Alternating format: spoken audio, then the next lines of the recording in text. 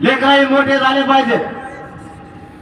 प्रत्येक आई बापाचं स्वप्न आहे माझ्या लेकराच्या अंगावरती चढली पाहिजे, माझा लेकरू अधिकारी झाला पाहिजे। माय बापाला रात्रंदिवस कष्ट करायचे आणि पोरं शिकवायचे। या आरक्षणानं मराठ्यांचा घात केला आणि पोरं नोकऱ्यापासून वंचित राहू लागले। दोघांच्याही स्वप्नाची राख रांगोळी झाली।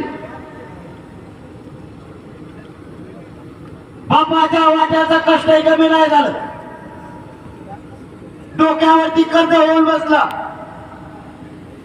आणि लेकरही सुशिक्षित बेकार म्हणून समोर हिंडायला लागले।